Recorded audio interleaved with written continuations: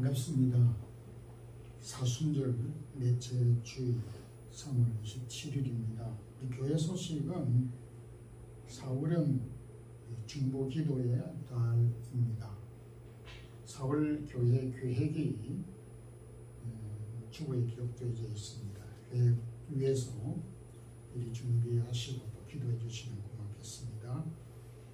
사도신경 고백함으로 우리 일부 예배 드리겠습니다. 전능하사 천지를 만드신 하나님 아버지를 내가 믿사오며 그 아들 우리 주 예수 그리스도를 믿사오니 이는 성령으로 잉태하사 동정녀 마리아에게 나시고 본디오 빌라도에게 고난을 받으사 십자가에 못 박혀 죽으시고 장사한 지 사흘 만에 죽은 자 가운데서 다시 살아나시며 하늘에 오르사 전능하신 하나님 우편에 앉아 계시다가 저리로서 산 자와 죽은 자를 심판하러 오시리라. 성령을 믿사오며 거룩한 공회와 성도가 서로 교통하는 것과 죄를 사하여 주시는 것과 몸이 다시 사는 것과 영원히 사는 것을 믿사옵나이다. 아멘. 찬양과 영광을 주께 돌립니다. 3월 27일 사순절 넷째 주일 우리에게 주셔서 주님의 고난과 부활의 소망을 우리에게 미리 준비하며 기억하며 기도할 수 있게 하심을 감사합니다. 우리가 살고 있는 주변 상황들을 보게 될 때 심히 염려되고 걱정과 두려움을 가질 수밖에 없는 형편이지만은 주께서 지금까지 함께해 주심으로 여기까지 인도해 주셨음을 감사합니다. 흩어져 있는 주의 사랑하는 성도들 오늘도 사모하는 마음으로 주 앞에 마음을 열고 주를 찬양 경배 고저 원합니다. 주의 사랑하는 성도들에게 허락한 가정과 특별히 자녀들, 흩어져 있는 가족들, 허락한 성도들의 기업과 일터와 직장들을 주님께서 간섭하여 주시고 지켜주시고 땀 흘려 수고의 열매를 얻을 수 있도록 허락하여 주시기를 원합니다. 사랑하는 성도들의 간절한 기도들을 우리 하나님께서 오랫도록 머물러 잊지 않게 하시고 허락하여 주시기를 원합니다. 계속되어지는 오미크론과 또한 코로나로 인하여 많은 생명들이 죽임을 당하고 질병으로 고통받고 있는 소식을 듣습니다. 하루바삐 질병들이 물러가게 하시고 유럽 내에 일어나고 있는 전쟁도 끝나고 참된 평화를 허락하여 주시기를 원합니다. 주님, 주의 나라를 위하여 헌신하며 수고하는 선교사님들과 또한 사역자들과 성도들과 교회들이 이 지구상에 흩어져 있습니다. 주님, 우리에게 주신 진리의 복음을 위하여 헌신하고 수고할 뿐만 아니라 몸과 생명을 바쳐서 주의 일에 힘쓰는 종들을 위로하시고 권능과 능력을 더하여 주시기를 원합니다. 특별히 몸된 우리 마드리드 사랑의 교회를 세워주셔서 여기까지 인도해 주셨고 주의 사랑하는 성도들을 통하여 헌신하고 수고하고 섬길 수 있도록 허락하여 주신 것 감사합니다. 진리 위에 세워진 교회로 복음을 전하는 선교하는 교회로 사랑을 실천하는 교회의 사명을 잘 감당할 수 있기를 원합니다.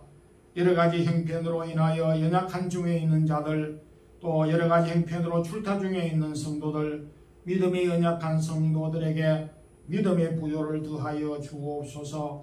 주님, 6월달에 있게 되는 대학 수능시험을 준비하는 사랑하는 자녀들 학업을 잘 감당할 수 있도록 지혜를 더하여 주옵소서. 주님, 1부 2부 예배와 어린 자녀들의 예배 위에도 은혜를 더하여 주옵시며 부족한 종 주의 말씀을 잘 전거할 수 있도록 도와주옵소서. 예수 그리스도 이름으로 기도드리옵나이다. 아멘. 374장 1절 읽겠습니다. 아멘.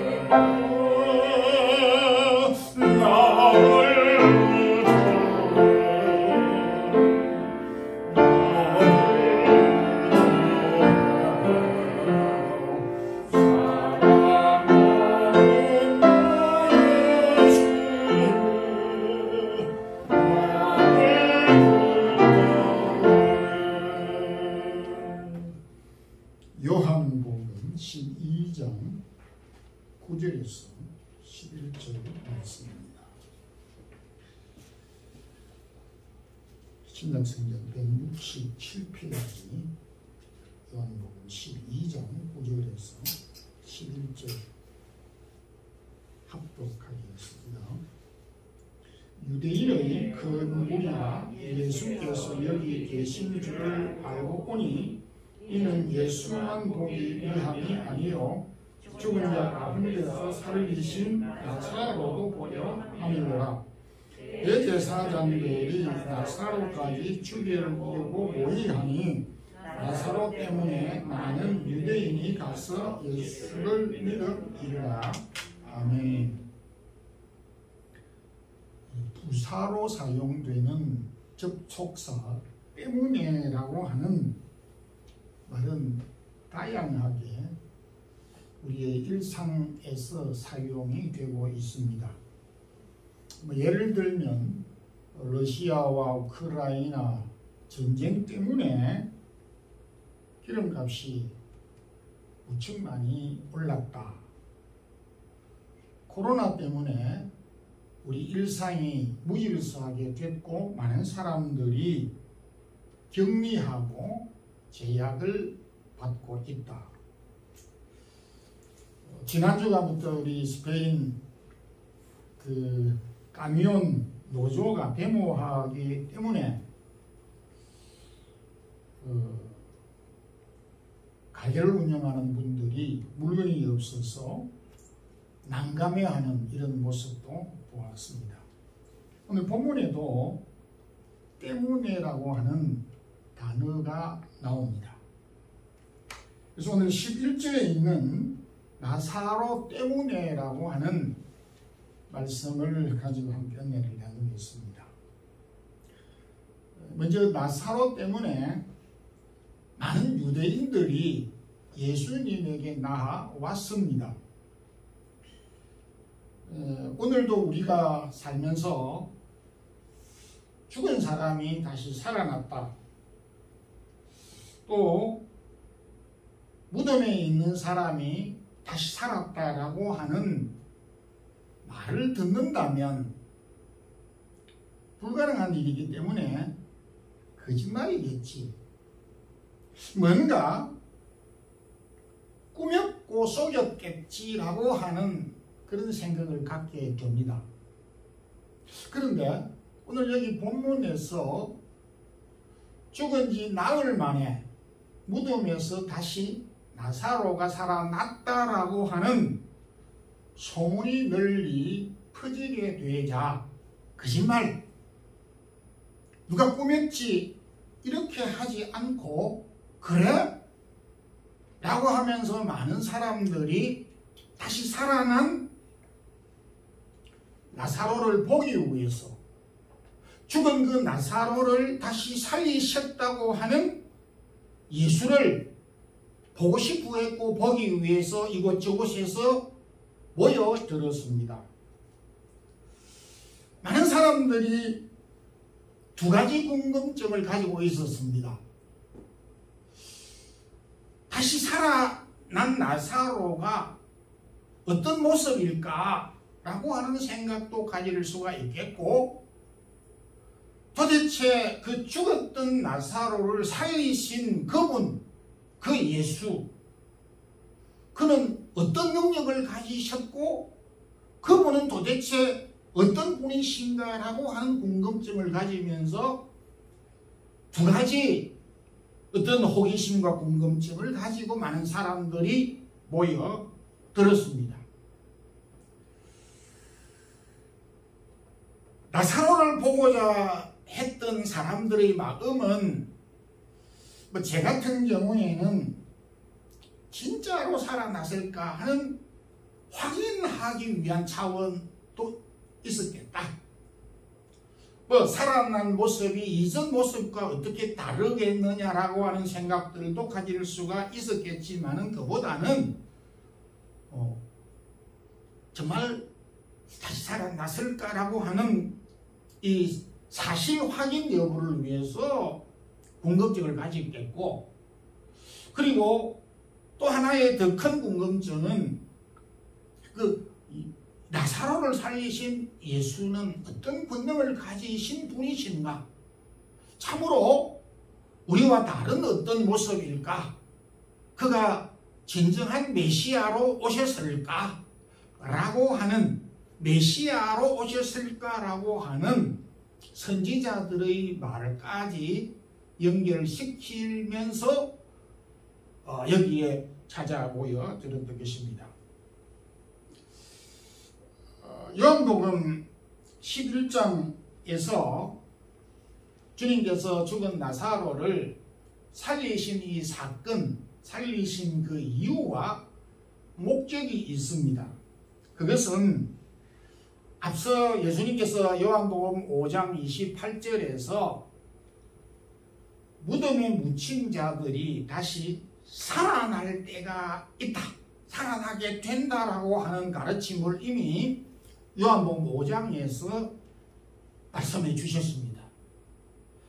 그래서 주님께서 앞부분에서 죽은 자가 다시 살아난다라고 하는 말씀을 하셨고, 시간이 좀 지난 다음에 실제적으로 죽은 나사로를 살리신 사건이 일어났던 것입니다.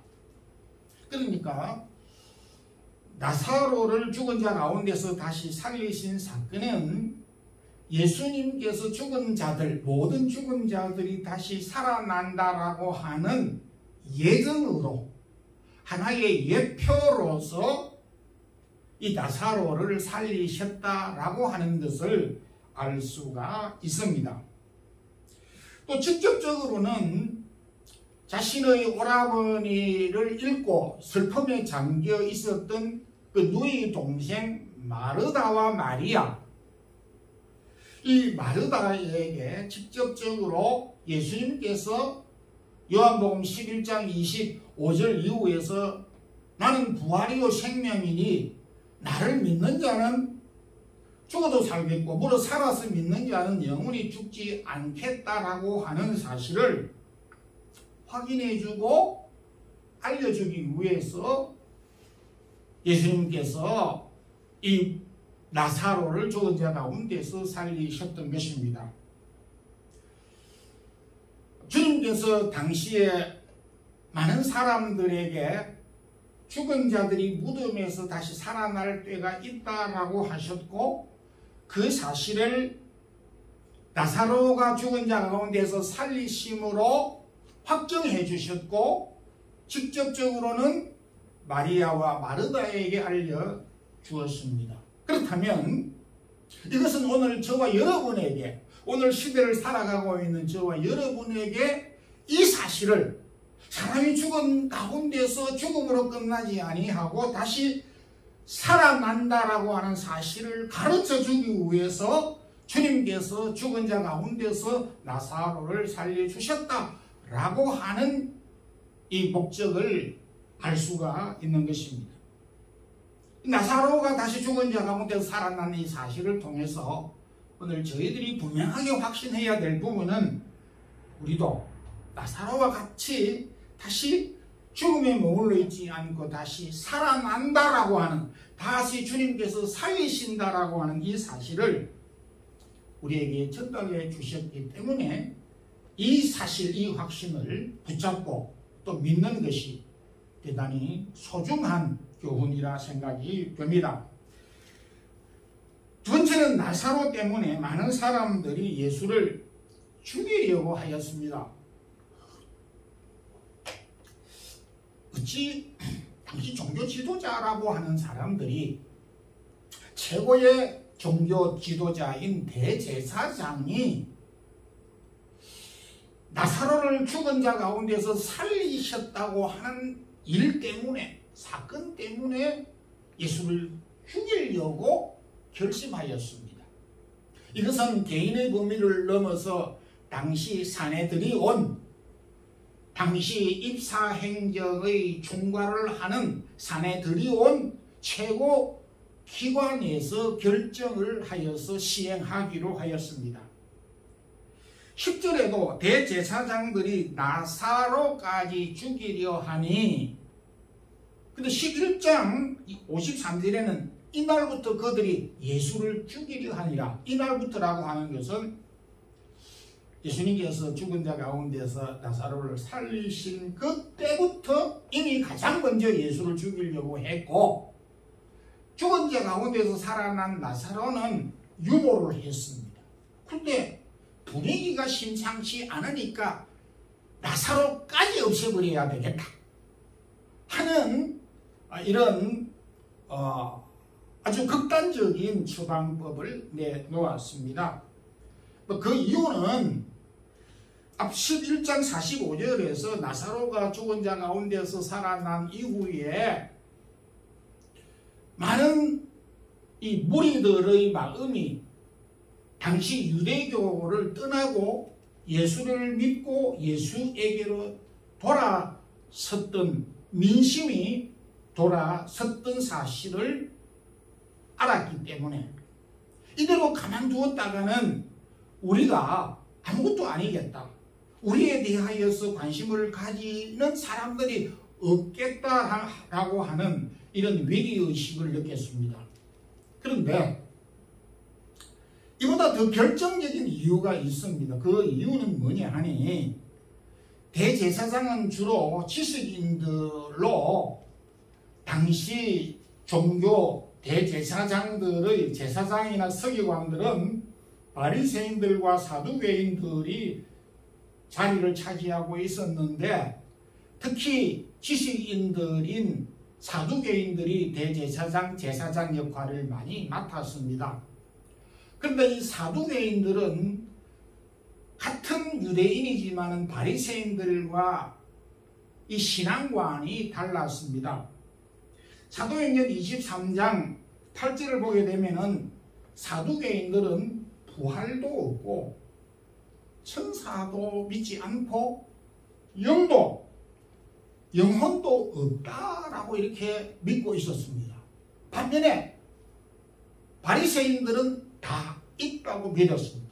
그러니까 같이 서로 공존을 하지만은 교리적인 입장에서는 원수였고 적대적인 관계에 있었습니다.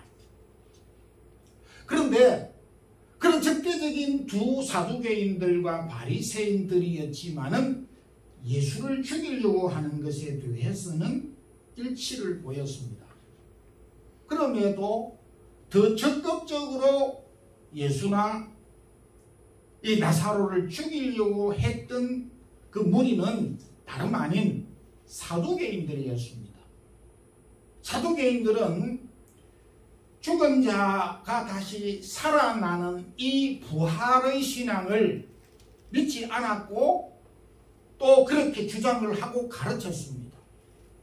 그들의 근원적인 신앙관과 교리가 한꺼번에 뒤집어지는, 그들이 강조하는 정체성, 아이덴티티가 완벽하게 무너져 버리는 행위가 되기 때문에 가급적이면, 아니 수단과 방법을 가리지 아니하고 죽은 나사로가 살아났다고 하는 이 사실만큼은 드러나서는 안 되는 것입니다.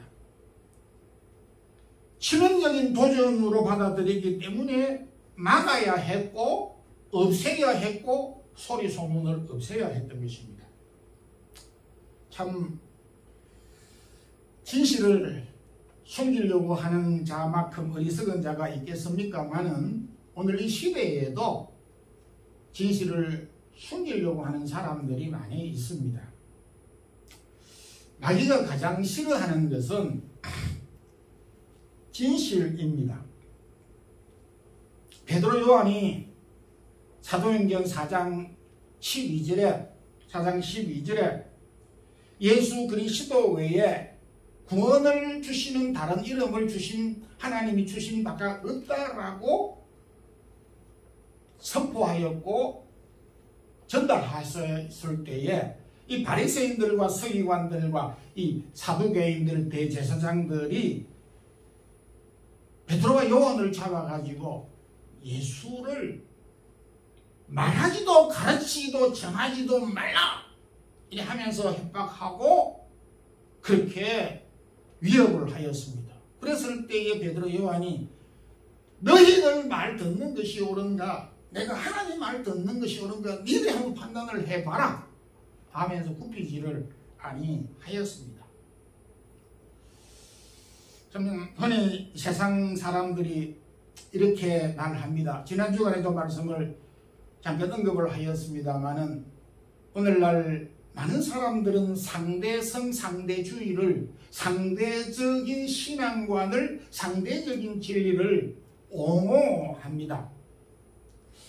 제가 그런 이야기를 과거에 들은 적이 있습니다. 목사님, 불교나 다른 어떤 여타의 종교는 다른 종교를 존중하고 다른 종교의 진리를 인정하는데 어떻게 기독교만 구원이 있다고 목사나 교회가 그렇게 주장을 하는데 이건 너무 옹졸하고 너무 독선적이고 신사받지 못하지 않느냐, 이런 이야기를 제가 들었습니다. 우리 교민들에게. 그래서 제가 세상 사람들이 상대적인 진리를 생각하는, 인간관계처럼 상대적인 관계 속에서 진리를 받아들이고 이해하는 쪽에서는 그럴 수 있겠다. 기독교가 너무 독선적이다, 자기들밖에 모른다라고 그렇게 생각할 수 있겠구나.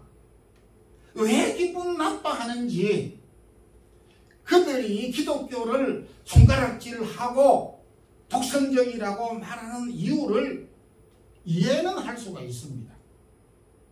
그러나 여러분, 우리가 곰곰이 한번 생각을 해 보시기 바랍니다. 거짓은 거짓에 대하여서 거짓이라고 말하지 않습니다. 거짓은 거짓에 대하여서 옹호를 합니다. 변호를 합니다. 상대적으로 괜찮다라고 합니다. 그러나 참은, 옳은 것은 그 반대되는 거짓에 대하여서 괜찮다, 거짓이라도 괜찮고 참과 진리와 합해질 수 있다라고 말할 수가 없는 것입니다. 가짜는 가짜에 대하여서 나쁘다거나 가짜라고 흉보지 않을 수 있지만은 진리는 비진리에 대하여서 우리와 동일하다라고 말할 수가 없는 것입니다. 여러분들이 지금 혹시 손에 24K 금반지를 끼고 계신지 모르겠습니다만은 분명히 결혼할 때 또 24K 돈을 제대로 주고 그렇게 99.9% 24K 금으로 반지를 했습니다. 근데 옆에 있는 사람이 가짜야 가짜, 색깔도 좀 거무튀튀하고 반짝거리지 않으니까 가짜인 것 같아. 이렇게 했을 때에 다툴 수는 없을지 모르지만은 속으로나마 아니야, 이거는 이렇게 저렇게 몇 년도에 해서 돈을 얼마만큼 주고 해서 진짜야. 이렇게 성격이 제같이 좀 외향적인 경우에는 직접적으로 그렇게 변호를 하겠지만은 성격이 유순한 사람은 속으로 아니야. 네가 아무리 그래도 나는 네가 하는 말대로 나는 이 가짜라고 그렇게 생각을 안 해. 네가 그런다고 내가 가짜라고 받아들일 수가 없어. 진짜의 금반지라고 말하는 그 자체를 옹졸하다, 독선적이다, 그렇게 말할 수가 있겠느냐 하는 것입니다. 참 고집이 센 사람이야. 28K 진짜 순금을 가지고 이게 순금이야 라고 주장한다고 해서 그 사람은 고집불통이고 그 사람은 자기 주장밖에 모르고 아주 독선적인 사람이야. 이렇게 말하는 사람이 있습니까? 그런데 참 진리를 옳다라고 이야기하는 것에 대하여서는 왜 그렇게 독선적이라고 말을 하는 것입니까? 예수 그리스도만이 구원이 있다라고 하는 것은 고집이 아니고 독선이 아니고 상대를 무시하는 것이 아닌 것입니다. 베드로 사도는 베드로서에 보게 되면은 이와 같은 믿음을 금보다도 더 귀한 믿음이라 그렇게 칭했습니다. 우리가 양보해야 될 부분은 무한히 양보를 해야 되지만은 진리에 대하여서는 양보를 타협을 할 수 없는 것입니다. 그런 점에서 오늘 베드로 요한이 하나님 앞에서 너희들이 하지 말라고 해서, 너희들이 감추라고 해서, 말하고 가르치지 말라고 해서 너희들 말 듣는 것보다 하나님 말 듣는 것이 옳은가? 너희들이 도대체 판단을 해봐라. 적어도 우리는 참 이 무상한 상대적인 타협의 시대를 살고 있지만은 그럼에도 진리에 대한 확고한 믿음과 마음, 오늘 본문을 통해서 우리에게 주신 교훈인 것입니다. 이거를 하나 우리가 붙잡고 이 어려운 시기들을 잘 감당할 수 있어야겠습니다. 그리고 나사로 때문에 많은 사람들이 예수를 믿었습니다. 길을 가다가 약자는 작은 돌멩이를 걸림돌이라 칭하고 강자는 디딤돌이라고 말한다. 그 유명한 영국의 그 수필가인 칼라일이 유명한 말을 해서 자주 회자되는 말입니다. 나사로 때문에 많은 사람들이, 특히 종교 지도자들이 나사로를 죽이려고 했지만은 반면에 나사로 때문에 예수를 믿은 사람들이 많았다. 동일한 복음인데, 동일한 하나님의 말씀인데 반응은 결과적으로 정반대로 나타났다는 것입니다. 여기에 참 우리의 딜레마가 있고 고민이 있을 수가 있습니다. 제가 한 번씩 인용하는 말씀이 있습니다. 사도행전 7장에 스데반이 많은 백성들 앞에서 복음을 전하고 예수 그리스도를 증거하였을 때에 스데반의 그 아주 유창한 말씀과 설교를 듣고 많은 백성들이 돌멩이를 들어서 스데반을 때렸어. 죽여버렸습니다. 사도행전 7장에 있는 이야기입니다. 그런데 베드로가 사도행전 2장에서 형제들아 하면서 너희들이 예수 그리스도를 십자가에 못 박아 죽었으니 회개하라 라고 복음을 전하였을 때에 하루에 무려 3,000명이 자신의 죄를 자복하고 회개하면서 돌아왔습니다. 똑같은 복음입니다. 설교학적으로 스데반의 설교가 매우 우수하고 아주 복음더적입니다. 근데 더 유명한 설교를 듣고 더 유명한 복음의 구체성을 들은 그 무리들은 그 복음을 듣고 스데반을 향하여서 돌로 쳐 죽였지만은 베드로가 전달했던 이 말씀은 듣고 많은 무리들이 회개하며 돌아왔어. 그것도 200명이 아닌 수천 명이 3,000명이 회개했습니다. 무엇이 문제입니까? 그래서 주님께서는 말씀을 듣는 그 마음 밭이 중요하다 이렇게 말씀을 하였습니다. 우리의 삶에서도 동일한 조건에서 반응은 정반대로 나타나는 경향이 많이 있습니다. 집값이 올라가면 새 들어 사는 사람은 집값이 올라가면은 집 주인은 좋습니다. 그러나 새 들어 사는 사람은 고민입니다. 물건값이 슈퍼마켓에서 물건값이 올라가고 기름값이 올라가면 주인은 좋습니다. 그러나 소비자들은 마음이 걱정입니다. 소가 물을 마시면 그 물이 소 배속을 들어가 가지고 나올 때는 우유로 나옵니다. 그러나 그것을 독사가 먹으면 그 독사가 먹었던 물은 독으로 변하게 되는 것입니다. 동일한 물인데 같은 태양 아래 진흙은 비칠수록 딱딱하게 되고 얼음은 물로 녹아지게 되는 것입니다. 똑같은 현상의 결과가 다르게 나타나는 것입니다.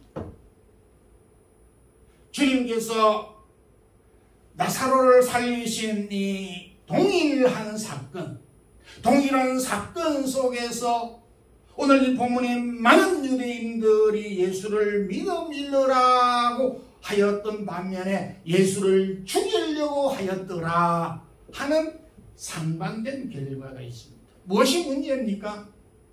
그들의 마음이 문제였던 것입니다. 바울이 전한 말씀이 있습니다. 십자가의 도가 멸망하는 저들에게는 부끄러운 것이지만은 구원을 얻는 우리에게는 하나님의 능력이 됩니다. 참 우리가 이런 이야기를 들을 때 고민이 아니 될 수가 없습니다. 나사로 때문에 주님을 배척한 사람이 있었는가 하면 주님을 믿었던 사람이 있었습니다.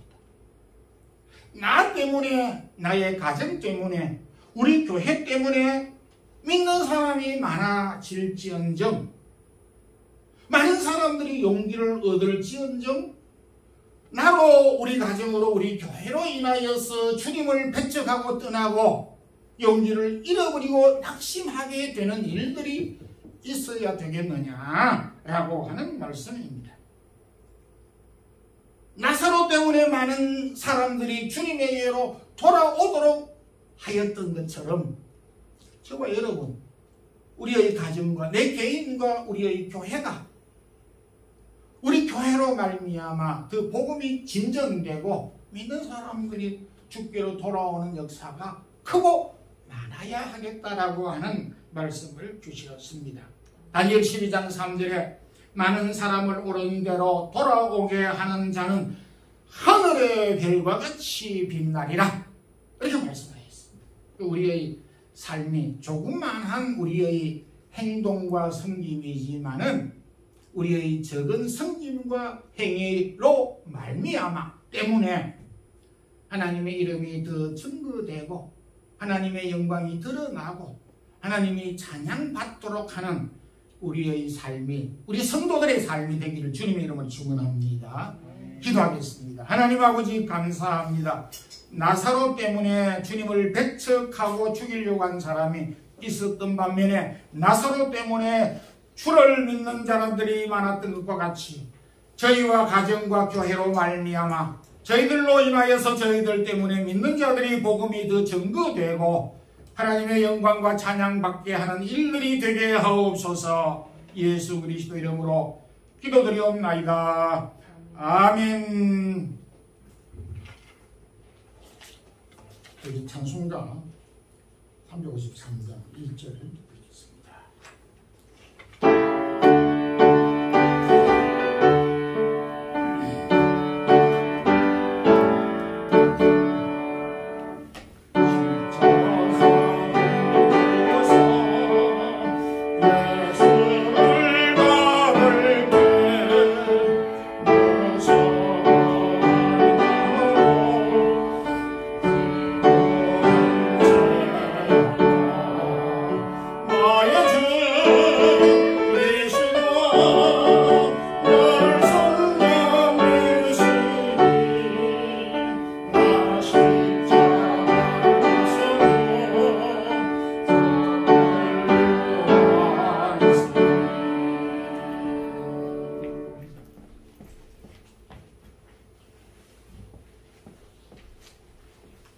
한 주간 긍휼하신 하나님 아버지 은혜 가운데 평강 주심을 감사합니다. 이병건 김학미 집사님 가정입니다. 무명으로 감사하고 믿습니다. 기도드리겠습니다. 주님, 오늘도 저희들이 주께 나옴을 감사합니다. 오늘도 몸과 마음과 또 우리의 시간과 달란트를 드리게 하시고 귀한 주일 예물과 감사의 예물을 드리는 귀한 손길과 가정이 있습니다. 주의 사랑하는 성도들의 가정의 필요를 채워 주옵소서. 오늘 주신 말씀 우리에게 마음에 새기면서 이 혼란스러운 세상을 주의 말씀 붙잡고 살아가는 저희들, 또 저희들로 말미암아 저희들 때문에 하나님의 이름과 영광이 드러나는 놀라운 사역을 계속 감당해가는 우리 모든 성도들 되게 하옵소서. 주 예수 그리스도의 크신 은혜와 하나님 우리 아버지 무한하신 사랑과 성령님의 교통하심이 우리 교회로 말미암아 우리 가정과 나로 말미암아 복음이 진전되고 하나님의 영광이 드러나고 하나님을 찬양하는 사람들이 많아질 수 있도록 우리의 삶을 감당하기를 원하는 우리 마드리드 사랑의 교회 모든 성도들과 영상을 통해 예배드리는 주의 사랑하는 모든 성도들에게 이제부터 영원토록 함께 있을지어다. 아멘.